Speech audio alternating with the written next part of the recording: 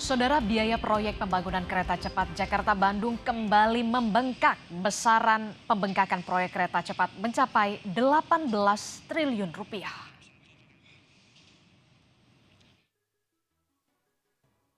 Anggaran pembiayaan proyek kereta cepat Jakarta-Bandung kembali membengkak. Wakil Menteri BUMN Kartiko Wirjoatmojo menyatakan, Indonesia dan Tiongkok telah menyepakati besaran pembengkakan biaya proyek atau cost overrun kereta cepat 1,2 miliar dolar atau 18 triliun rupiah.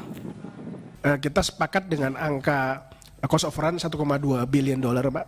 Nah, ini yang sedang kita rapikan. Jadi memang ada beberapa item yang mereka ingin lakukan kajian terkait pajak, terkait dengan biaya clearing frekuensi dan sebagainya, tapi sudah sepakat angkanya. Nah, kami masih harus maju ke BPKP untuk menyesuaikan angkanya dan ke komite. Jadi kita akan harapkan kami dalam seminggu 2 minggu depan kita akan ketok angkanya. Nah, setelah itu kita proses tambahan pinjaman yang dari CDB, Pak.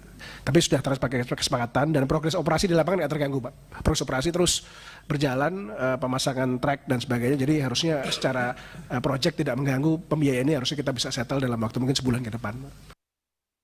Sesuai porsi kepemilikan saham, Konsorsium Indonesia akan menanggung 60% pembengkakan, sedangkan Tiongkok menanggung 40%. Indonesia diperkirakan akan menanggung tambahan biaya sebesar 550 juta dolar atau sekitar 8,5 triliun rupiah. Terkait polemik biaya kereta cepat, Presiden Jokowi menegaskan pemerintah mendukung pembangunan transportasi massal seperti MRT, LRT, dan kereta cepat. Bagaimana tanggapan pemerintah dan apakah Bapak khawatir utang baru untuk proyek kereta cepat, apakah bagaimana tanggapan Bapak dan apakah tidak khawatir akan... Kita ini harus pro kepada transportasi massal. Hati-hati, jangan pro pada kendaraan pribadi, meskipun ini ada IMS. Pro pada transportasi massal, sehingga yang namanya MRT, LRT, kereta api cepat itu menjadi sebuah keharusan bagi kota-kota besar untuk agar moda transportasi ini terintegrasi di dalam kota maupun dari kota ke kota, sehingga orang tidak cenderung kepada yang namanya mobil pribadi. Sementara pengamat ekonomi Bima Yudhistira meminta agar pemerintah tidak langsung menggunakan dana APBN untuk menambal biaya pembengkakan proyek kereta cepat. Menurut Bima, pemerintah harus berani melakukan renegosiasi pada kreditur. Ingat bahwa proyek ini sifatnya adalah bisnis to bisnis. Jadi pelibatan APBN ini merupakan presiden buruk.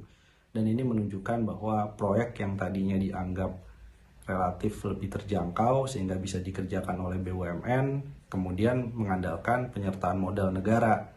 Padahal APBN sendiri sedang dalam posisi pemenuhan belanja yang lebih urgent daripada kereta cepat, lebih banyak. Nah, jadi solusinya adalah pemerintah harus berani melakukan renegosiasi pembiayaan kepada kreditur, sehingga yang menanggung cost overrun itu adalah kreditur dan kontraktor, terutama kontraktor asing, karena mereka yang membantu juga melakukan uji kelayakan, menawarkan paket, sehingga ketika ada pembengkakan biaya jangan langsung ditanggung oleh APBN.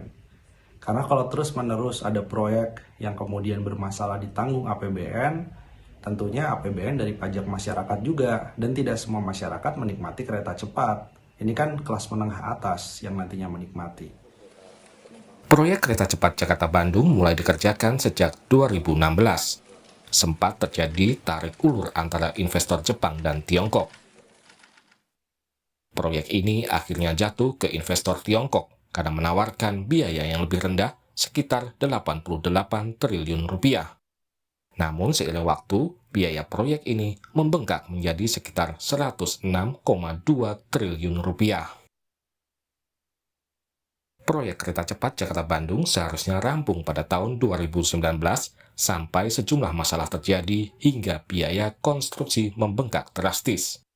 Proyek ini kembali dilanjutkan dan ditargetkan beroperasi pada Juli 2023. Tim Liputan, Kompas TV.